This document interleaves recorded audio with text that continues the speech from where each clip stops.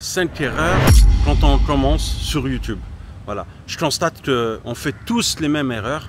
On commence sur YouTube, on se dit waouh, j'ai une bonne idée, je vais mettre ça en place, et on fait tous la même erreur. C'est qu'avant de démarrer, on veut tous faire la vidéo parfaite. J'ai rencontré des personnes qui me disent Sabri, franchement, ta chaîne YouTube a cartonné, tu as fait énormément de vues, c'est quoi ta petite astuce, c'est quoi ton petit secret? Et voilà, pour moi, je fais pas de rétention d'informations, donc j'aime beaucoup partager.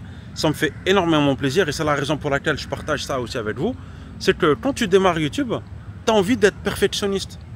C'est la terrible erreur que beaucoup font. Tu vois, j'ai un de mes amis qui a fait sa première vidéo. Ça fait 2 mois ou 3 mois qu'il devait démarrer sa première vidéo et qui m'envoie des petits extraits par-ci par-là de 15 secondes. Il fait des montages, il met une carte avec des animations. Et je me dis, mais c'est quoi ce délire? Regarde, moi, ça fait peut-être 4 ans là, que je suis sur YouTube.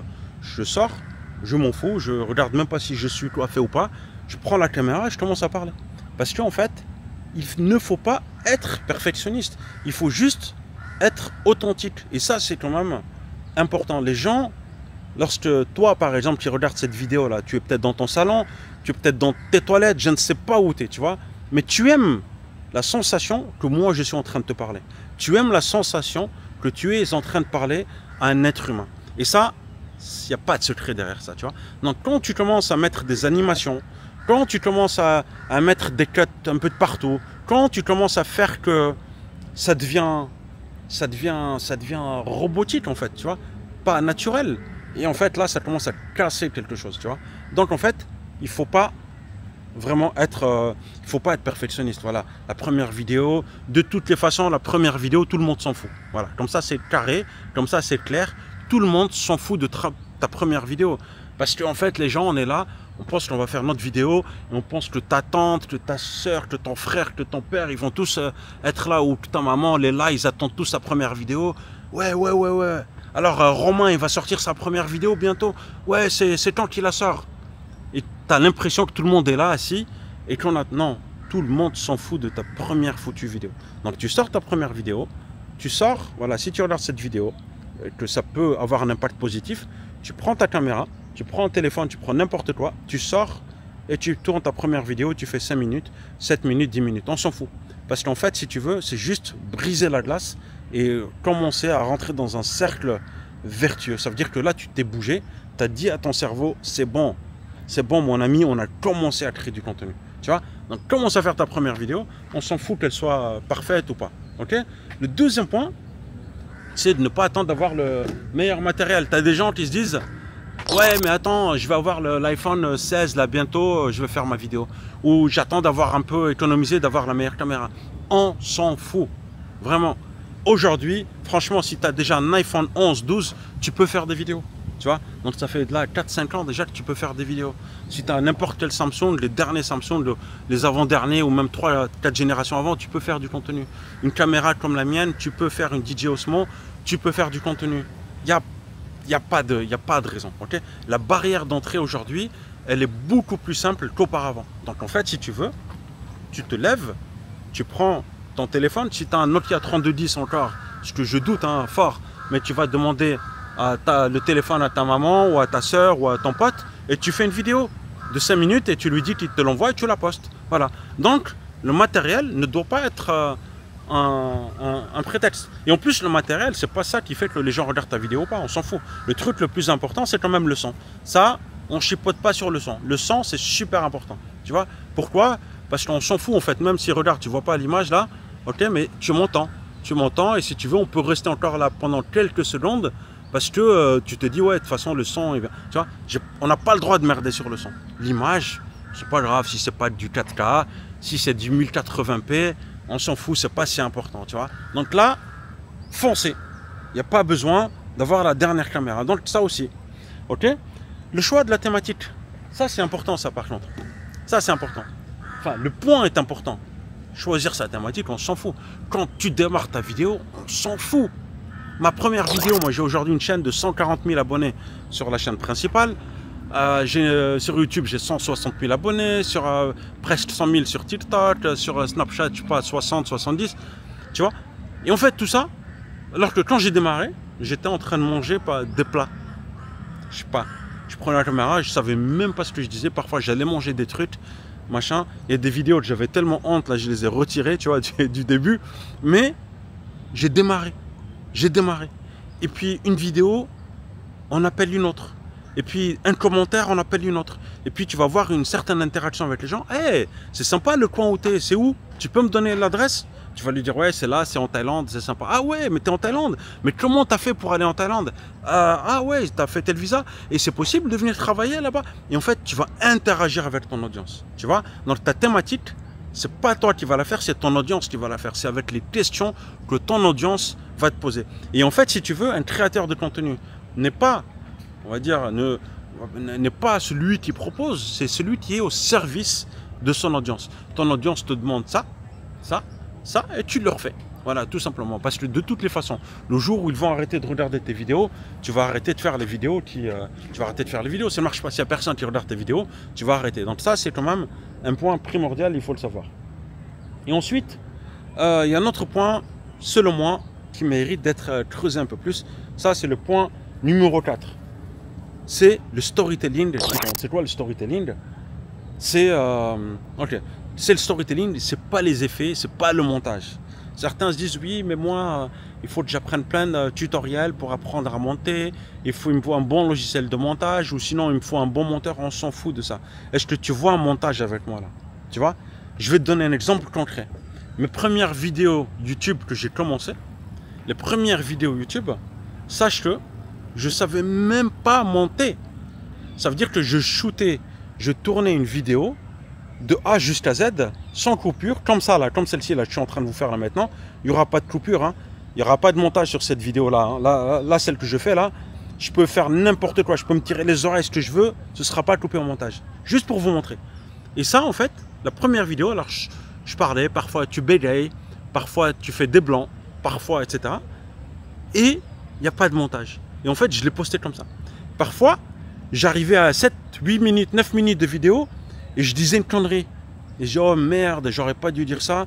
Punaise, je recommençais tout depuis le début. Parce qu'en fait, je ne savais pas monter. J'avais pas de monteur, j'ai pas de logiciel de montage. Puis pour avoir un monteur, il faut avoir les moyens, etc. Et donc au début, je tournais des vidéos avec la caméra FaceCam. Et puis je tournais en one shot. Tac, tac, tu vois. Voilà, de A jusqu'à Z. Et tu me voyais même quand j'appuyais sur le bouton. Et qu'à la fin, je cliquais sur le bouton, tu vois. Donc en fait, je postais tout, il n'y avait pas besoin de montage. Aujourd'hui, avec CapCut, avec plein d'outils, vous avez des montages ultra faciles à faire, vraiment, donc voilà. Et l'autre point, comme je vous ai dit, c'est quoi? C'est le storytelling, c'est l'histoire que tu vas raconter, c'est la valeur que tu vas apporter aux gens, tu vois. Si tu mets ta caméra, ok, et que tu commences à danser, etc., tu résous aucun problème, tu n'apportes rien aux gens, ok, bon, t'as parlé, t'as pris ton petit kiff, t'as dansé, mais t'apportes rien.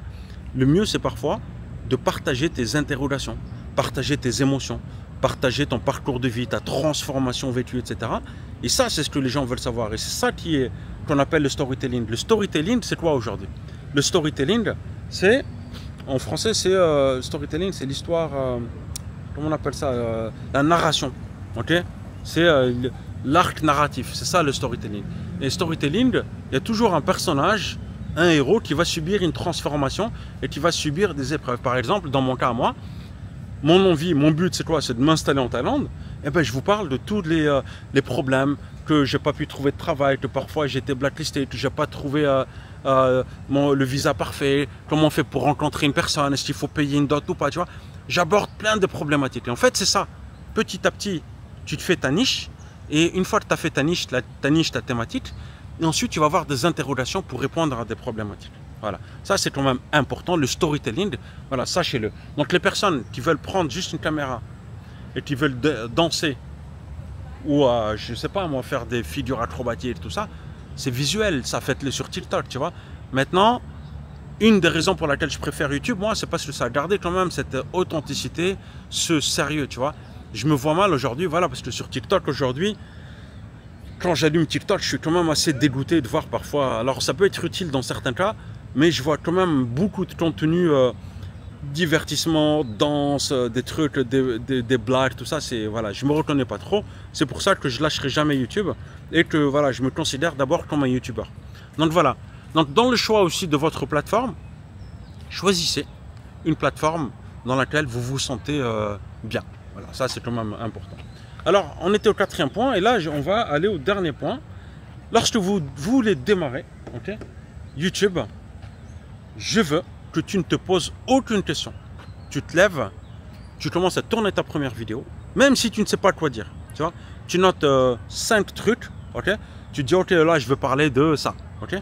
Et tu notes, allez, 5 petits points. Tu fais pas de script. Les scripts, c'est pas bon, ok. Script, parce qu'en fait, c'est pas naturel. Si t'imagines, moi, si je devais, là, avec vous, lire un script, mais je serais très, très mal. Tu vois, t'imagines, j'arrive devant toi, je commence à lire un script.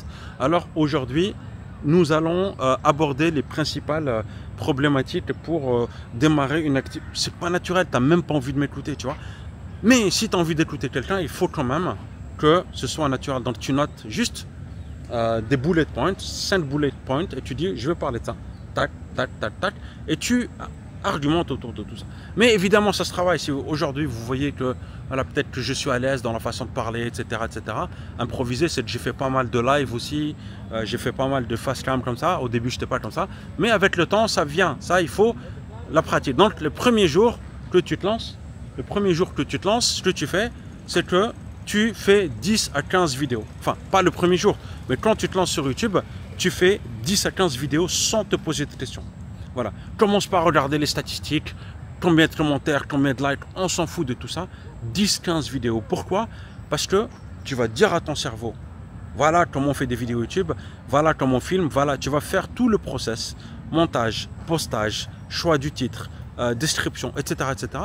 Tu vas connaître tout ce cercle vertueux qui va te permettre à la 16e vidéo de faire une vidéo parfaite. Et puis surtout quand tu as fait 15 vidéos, 10 à 15 vidéos, tu sais déjà quelles sont, on va dire, comment on appelle ça, tu sais ce qui marche, ce qui ne marche pas.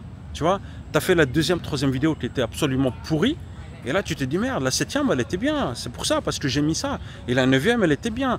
Donc, il faut que je reproduise le même format que la 7e et la 9e vidéo, tu vois. Et ça, en fait, c'est super impactant.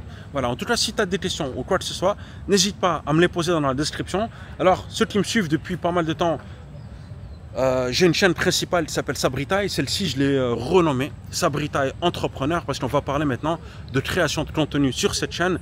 Je vais vous expliquer toutes les coulisses, okay, de ma chaîne YouTube principale, les coulisses aussi de mes business, mes business, on va dire les démarches entrepreneuriales.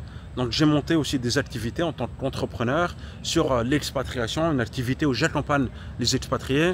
J'ai aussi monté une activité pour aider les gens à rejoindre un programme où on peut vous aider. C'est moi qui m'occuperai de ça, de vous aider à, on va dire, développer, transformer votre passion en activité sur Internet, faire des revenus, comment faire un contenu pertinent et comment développer votre activité jusqu'à avoir vos premiers clients. Voilà, si c'est quelque chose qui te parle, que tu aimerais développer avec moi, je te mets le lien dans la description pour rejoindre voilà, mon programme qui s'appelle Business Liberty. Pourquoi ce nom? C'est pour développer un business en ligne et aussi avoir sa liberté, être en Thaïlande comme je suis aujourd'hui, ou peut-être se dire, tiens, ben moi, ce sera le Japon, etc. En tout cas, tu vas t'en rendre compte avec le temps, c'est que plus le temps passe, et plus, voilà, je pense que je vais inciter les personnes à développer des activités en ligne. C'est le seul moyen, parce que je me rends compte que quand tu es salarié, tu profites pas de ta vie quand même, c'est voilà, 8h, 18h tous les jours. Tu n'as pas le temps, tu as le temps de rien faire. Voilà. En tout cas, si tu as des questions sur YouTube, pour le démarrage de YouTube, tu me poses tes questions. Et d'ici là, je te dis, prends soin de toi. N'hésite pas aussi, n'hésite pas à t'abonner à la chaîne. Et voilà, on garde contact. Prends soin de toi et je te dis à très bientôt. Ciao, ciao.